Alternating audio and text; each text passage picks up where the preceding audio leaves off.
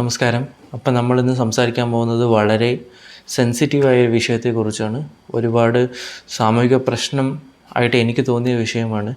ആരും വേണ്ടത്ര അതിനെ അഡ്രസ്സ് ചെയ്യുന്നില്ല എന്നുകൂടി എനിക്ക് എൻ്റെ ഒരു ഒബ്സർവേഷനാണ്.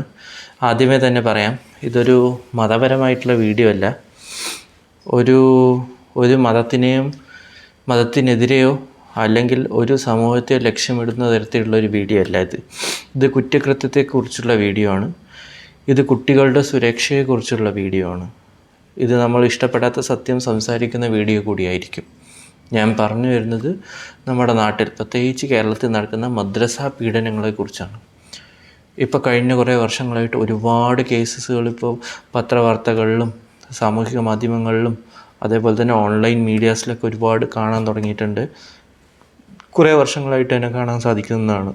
പക്ഷേ ഇതിനെതിരെ ഈ ഒരു കമ്മ്യൂണിറ്റിയിലുള്ള വലിയ ആൾക്കാരോ ഒഫീഷ്യൽസോ അല്ലെങ്കിൽ ഇവരുടെ തന്നെ മതപ്രമുഖരോ അങ്ങനെ ആരും തന്നെ ഒരു ആക്ഷനോ അല്ലെങ്കിൽ ഇവരുടെ സമൂഹത്തിൻ്റെ ഉള്ളിൽ തന്നെ ഒരു ഇൻറ്റേർണലായിട്ടൊരു റീഫോം നടക്കുന്ന പോലെ എനിക്കിതുവരെ തോന്നിയിട്ടില്ല. നമുക്ക് കൂടുതൽ ഇതിനെക്കുറിച്ച് ഡിസ്കസ് ചെയ്യാം. Let's go. കേരളത്തിൽ മദ്രസ വിദ്യാർത്ഥികൾ നേരിടുന്ന ലൈംഗിക പീഡനം, സംഭവങ്ങൾ, സംശയങ്ങൾ, അതിനെ തുടർന്നുണ്ടാകുന്ന മൗനം. കഴിഞ്ഞ കുറച്ച് വർഷങ്ങളായി കേരളത്തിൽ വിവിധ ജില്ലകളിൽ നിന്നും മദ്രസകളുമായി ബന്ധപ്പെട്ട് ലൈംഗിക പീഡന കേസുകൾ പുറത്തു വന്നിട്ടുണ്ട്. ഈ കേസുകളിൽ ഇരകളാവുന്ന പ്രായപൂർത്തിയാകാത്ത കുട്ടികളാണ്. കുറ്റാരോപിതർ പലപ്പോഴും അധ്യാപകരോ മതപാഠം പഠിപ്പിക്കുന്നവരോ സ്ഥാപനവുമായി അടുത്ത ബന്ധമുള്ളവരോ ആയിരുന്നു. ഇത് ഒറ്റപ്പെട്ട സംഭവങ്ങളാണെന്ന് പറയാൻ പലർക്കും ഇഷ്ടമാണ്. പക്ഷേ ഒരേ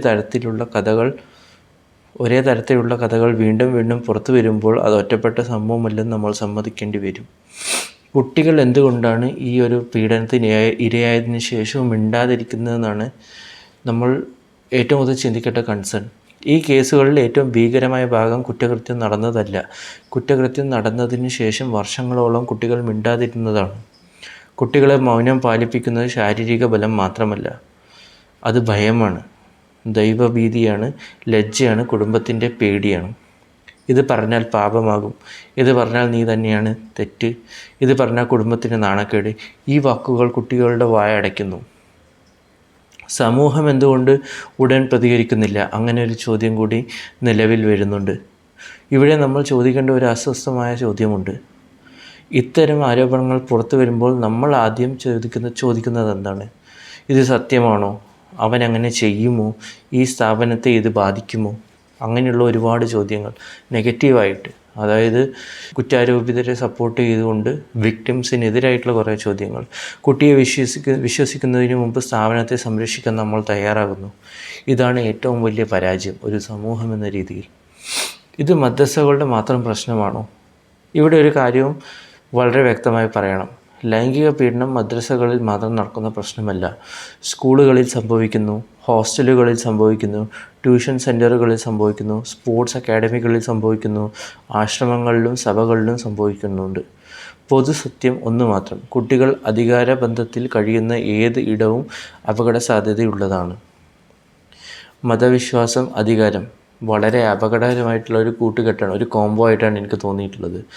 മതം സ്വയം അപകടകരമല്ല, വിശ്വാസം സ്വയം കുറ്റകരവുമല്ല. പക്ഷേ വിശ്വാസം ചോദ്യം ചെയ്യരുത് എന്ന ആശയം അധികാരത്തോട് ചേർന്നാൽ അത് അപകടമായ ഒരു അന്തരീക്ഷം സൃഷ്ടിക്കുന്നു. അതായത് വിശ്വാസത്തെ ചോദ്യം ചെയ്യരുത്, അതേ ഒരു അതോറിറ്റിക്ക് തന്നെ ഒരുപാട് പവർ അല്ലെങ്കിൽ അധികാരവും കൂടി ഉണ്ടെന്ന് പറഞ്ഞാൽ അതിനെ ചോദ്യം ചെയ്യാനോ പിടിച്ചു വെക്കാനോ ഒന്നും തന്നെ ചെയ്യാൻ പറ്റില്ല. അവൻ ദൈവത്തെ പഠിപ്പിക്കുന്ന ആളാണ്, അവനെ സംശയിക്കുന്നത് തന്നെ തെറ്റാണ്. ഇത് കുറ്റവാളികൾക്ക് സുരക്ഷ നൽകുന്ന കവചമായി മാറുന്നു. നിയമം കുട്ടികളുടെ പക്ഷത്താണ്, പക്ഷേ സമൂഹം പലപ്പോഴും അല്ല. ഇത്തരം കേസുകൾ നിയമപരമായി ശക്തമായി കൈകാര്യം ചെയ്യാനുള്ള സംവിധാനങ്ങൾ നിലവിലുണ്ട്. പക്ഷേ നിയമം പ്രവർത്തിക്കാൻ ഒരു കാര്യം വേണം: പരാതി ഉണ്ടാകാൻ കുട്ടിക്ക് സംസാരിക്കാനുള്ള സുരക്ഷ വേണം, കുടുംബത്തിന് പിന്തുണ വേണം, സമൂഹത്തിന് ധൈര്യം വേണം. പലപ്പോഴും ഈ മൂന്നും ഒന്നും ഉണ്ടാകില്ല. യഥാർത്ഥ ചോദ്യം: നമ്മൾ എന്താണ് സംരക്ഷിക്കുന്നത്? ഇവിടെ നമ്മൾ എല്ലാവരും നമ്മളോട് തന്നെ ചോദിക്കേണ്ട ഒരു ചോദ്യമുണ്ട്. ഒരു സ്ഥാപനം സംരക്ഷിക്കാൻ ഒരു കുട്ടിയുടെ നീതി ത്യജിക്കുന്നത് ശരിയാണോ? ഒരു മതത്തിൻ്റെ ഇമേജ് കാക്കാൻ ഒരു കുട്ടിയുടെ ട്രോമ മറയ്ക്കുന്നത് ശരിയാണോ? ഇവിടെ ഒരു പക്ഷം മാത്രമുണ്ട്, അത് കുട്ടിയുടെ പക്ഷമാണ്. അവസാനമായി ഈ വീഡിയോ ആരെയെങ്കിലും ആക്രമിക്കാൻ വേണ്ടിയല്ല, ഇത് മൗനം തകർക്കാൻ വേണ്ടിയാണ്. കുറ്റകൃത്യം നടന്നാൽ മതം ചോദിക്കരുത്, സ്ഥാപനം ചോദിക്കരുത്. ഒറ്റ ചോദ്യം മാത്രം ചോദിക്കുക: കുട്ടി സുരക്ഷിതമാണോ? അതുവരെ നമ്മൾ പരാജയപ്പെട്ട ഒരു സമൂഹമാണ്. ഓക്കെ, നിങ്ങളുടെ തോട്ട്സ് എന്താണ്, അഭിപ്രായം എന്താണെന്ന് കമൻറ്റിൽ രേഖപ്പെടുത്തുക. സബ്സ്ക്രൈബ് ചെയ്തിട്ടില്ലെങ്കിൽ സബ്സ്ക്രൈബ് ചെയ്യുക, ഷെയർ ചെയ്യുക. ഇതെല്ലാവരിലും എത്തണം. അതായത് ഒരു കമ്മ്യൂണിറ്റിയിൽ മാത്രമല്ല, ഒരുപാട് മതസ്ഥരുണ്ട്, ഒരുപാട് കമ്മ്യൂണിറ്റീസ് ഉണ്ട്. അവരുടെ തന്നെ മതപഠനശാലകളിലായാലും കമ്മ്യൂണിറ്റി സെൻറ്ററുകളിലായാലും ഇതുപോലുള്ള ദുരനുഭവങ്ങൾ നേരിടുന്ന ഒരുപാട് കുട്ടികളുണ്ട്. അവർക്കെല്ലാം വേണ്ടിയാവട്ടെ ഈ വീഡിയോ ഷെയർ ചെയ്യുക. സബ്സ്ക്രൈബ് ചെയ്തിട്ടില്ലെങ്കിൽ സബ്സ്ക്രൈബ് ചെയ്യുക. അടുത്ത വീഡിയോ ആയിട്ട് കാണാം. അതുവരെ ബൈ.